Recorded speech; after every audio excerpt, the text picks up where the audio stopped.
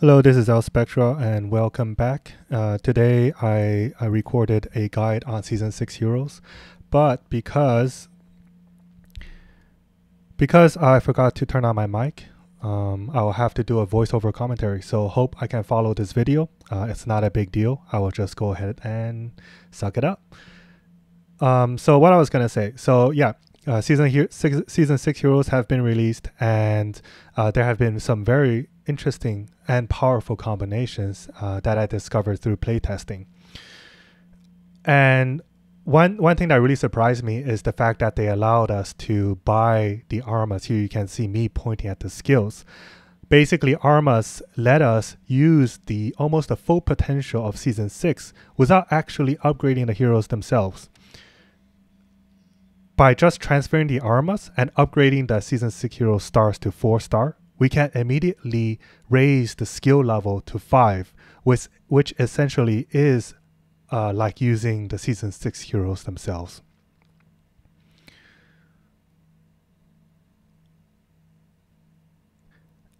So starting to comment on the combat for Season 6. Now the first question that comes to mind is, how good are Season 6 heroes? And looking through the demo, it was pretty funny. Actually, the cavalry hero got completely wiped by the opposing archer, by the opposing cavalry hero, who is Quinn. This is probably because they messed something up with the timing, and there's a window of opportunity where Quinn uses his ultimate skill, and which hits the cavalry hero at a very opportune time. So the cavalry hero just dies without even being able to use his rage skill, which is a very powerful skill. Personally, after I saw that, basically when Season 6 first came out, that was the first thing I watched, and that video kind of made me depressed. So I never really tested the cavalry hero. After that, I just didn't think that he had much potential in him until they changed how he worked. So that brings us back to the important question: what aspect of Season 6 is good? And that is, so before I go into that, I wanted to talk about the uniqueness of Season 6 compared to the previous 2 season heroes. And that is the fact that their rage skill charges very slowly, and 2 of them have their rage skill charge start from 0, meaning that it will take them about 15 seconds before they can use their rage skill for the first time. And in this video, you will see me running my cursor over Morgan, and I was talking about how Morgan had this unique ability. Both Morgan and Quinn had this unique ability to speed up the charge rate, the rage skill charge rate of the entire team, meaning that the heroes can use their rage skills much more rapidly. And that was really the uniqueness of Season 4 and 5. They all use their rage skills very quickly. And here you can see me going over Season 6 and talking about how their rage skill charges started at 0. This means that it will take them 15 seconds. And if you look at the duration of their skill, for infantry, it only lasts 6 seconds. That means that the 90% damage reduction will not be available for 9 of those seconds. And that is really the vulnerability of the Season 6 heroes. They have windows of opportunity where either Season 6 or other season heroes can hit them for very hard. And now if we go over to the archer, hopefully I will go over the archer soon. And that is kind of why the cavalry is fairly vulnerable in Season 6. Although they have a variety of damage reduction skills, the time duration is nowhere near as long as the interval between rage skill casts. And I believe the cavalry hero will be much better if that duration was covered. Now, we might ask, what if we increase the charge speed of Season 6 heroes? And that is entirely possible, which is the first thing I actually tested. So I first tested Quinn with Season 6, thinking that it would provide them with a 40% increased charge speed, meaning that they will be able to sustain their damage reduction for much longer. But interestingly, there must be some hard-coded aspects within those heroes, because Quinn did not increase the interval between rage skills at all. They still use their rage skills about once every 15 seconds. So they were basically sitting on a full rage skill charge bar, but being unable to use their rage skill. Now here you can see me going over Morgan's third skill. And this skill, the property of this skill was first brought to my attention back in Season 4 by Deuce Dog, actually back in Season 5.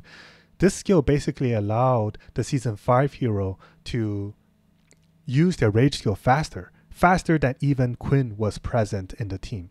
And that is because of the second part of the skill, which lets the heroes retain 35% of their charge every time after they use their rage skill.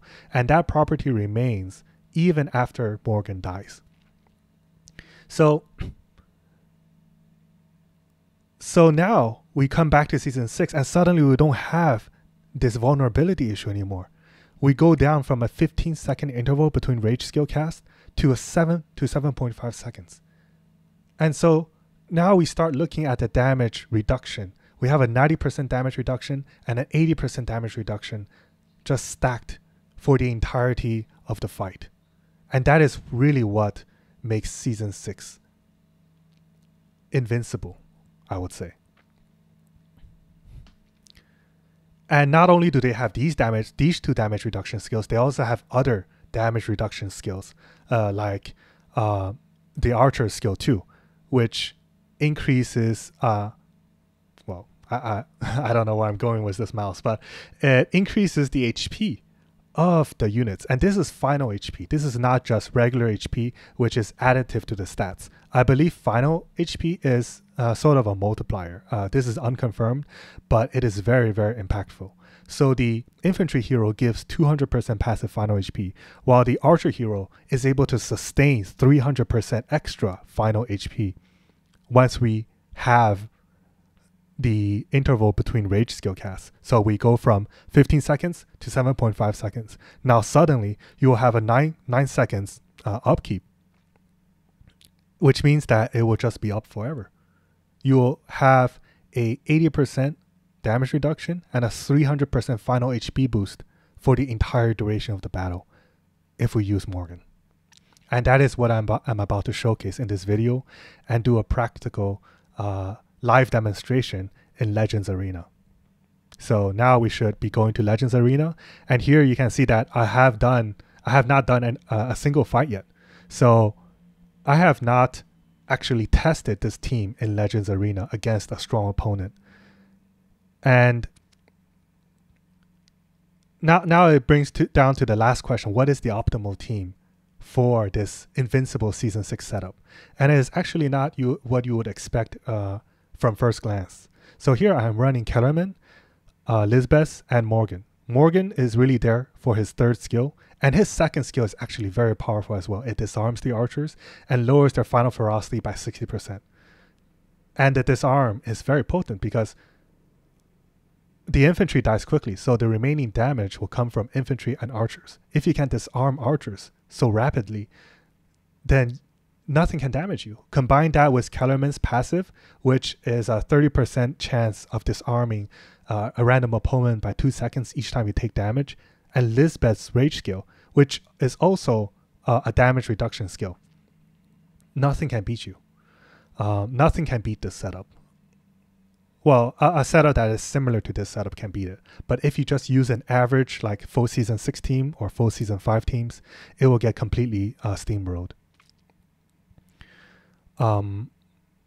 So here I am switching my formation. Actually, didn't need to do this, but I was just doing this just in case, because I was planning to go against one of the strongest players in this game, who is Baron.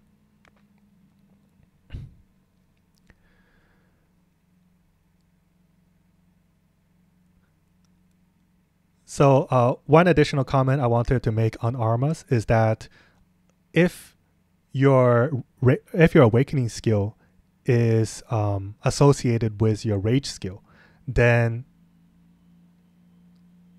it will basically be replaced by the armament, because you will lose your rage skill, and therefore your awakening skill, which is tied into it, no longer has a function.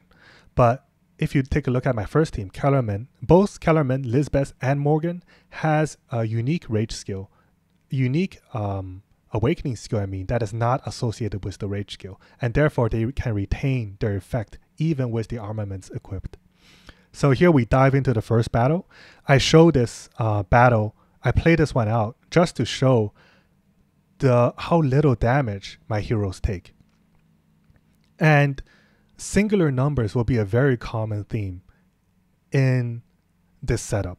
And you might think that the skill the archer has, which reduces damage by 65% for the first 15 seconds, you might think that is why the damage is low. But no, that is completely not why the damage is so low. And I hope to demonstrate that when I face one of the top players who is Baron. So over the next few fights, I will be skipping them because how Legends Arena works is that you will start by matching against enemies who are much lower ranked than you for the first 4 or 5 battles. And then you will begin to match with players who were in close proximity to you in the previous reset. So people in close proximity to me were Al New as well as Baron, which means that I'll be meeting them much later on. And here I was actually surprised I managed to meet him in the third fight. And now I was commentating a little bit on his zero setup, and I thought that it was pretty trash because if you take a look at his Season 6 team, he was running the Season 4 Armas across all his Season 6 heroes, which meant that he was crippling them and assigning them to do the job of a Season 4 team. It's like taking a CEO of a company and asking him to do some menial task, asking him to do some computer programming task. He would be clueless. And he would be very bad at his job. And so I think maybe Baron is just having a little bit of fun. I think that is what is going on. And here I was optimizing my compositions a little bit. The uniqueness about this team is that if you are fighting against multiple teams, as long as the cavalry is alive, he will be able to provide his passive skill for the entire duration of the battle. So if you manage to keep your cavalry alive in one battle and he goes to the next battle, then his effect will be sustained even after he dies. Of course, in the battle following that, you will no longer have the cavalry's effect. But as long as one troop or more survives in one battle, you will have pretty much the full potential of the cavalry in the next battle, which is the retained skill charge speed. And that is really what's important about this setup. It is making your Season 6 overpowered skills have it completely removing their weakness, pretty much, which is the slow charge speed. So now we go into the battle against Baron, and anticlimactically, I actually crashed right away. And my heart was kind of beating at this point because I was so excited at seeing the live outcome, how it plays out against his crippled Season 6 team, and then his Season 5 team, which was very well built. Besides not having Hansel, but even a full Season 5 back then was very strong. I was looking forward to how he performed against his Season 5 and finally his third team. And I was looking forward to see how little I lost, if at all. But I crashed. So all that excitement kind of went down the drain. And then first thing I looked at when I went back to the fight was the report, because that's all I could do.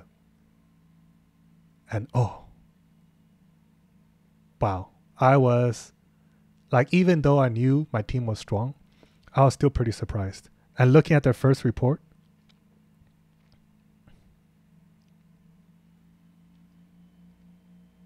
look at how little I lost.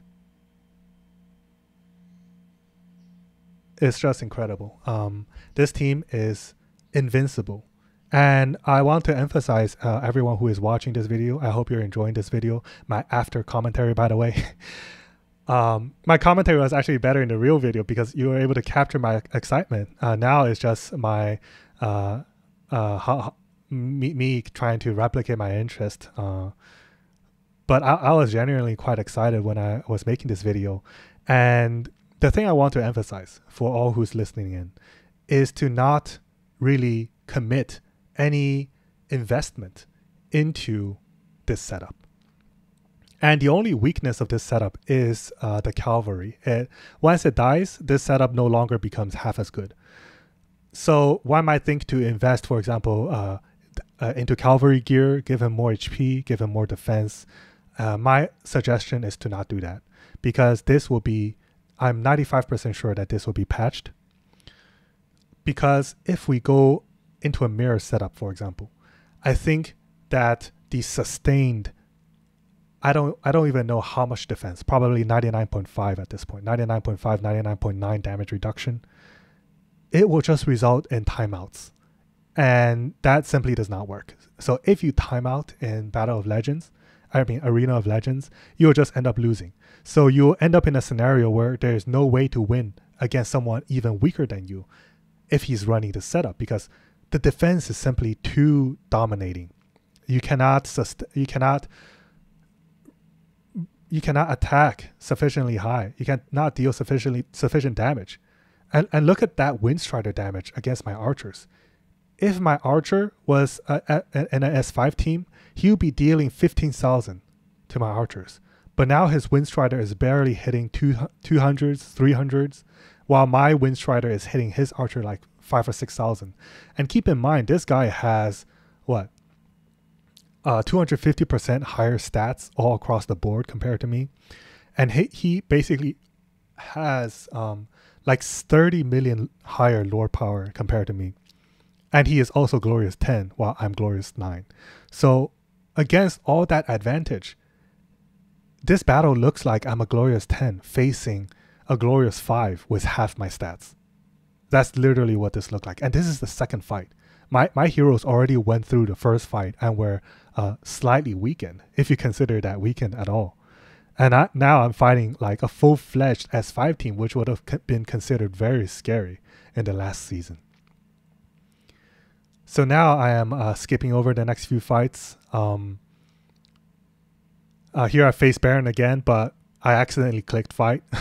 So my plan here was actually to lower my troop count by half, because I was still confident that even with half the troop count, or even a third of the troop count, that I would be able to at least 3-1 him, if not 3-0. So once again, for all who are listening, feel free to have some fun with this composition, but please, I would not over-invest in cavalry, because this will certainly be patched. Because it is simply just too overpowered. And here you can see that I'm running a fairly random defensive setup, because I don't really want anyone using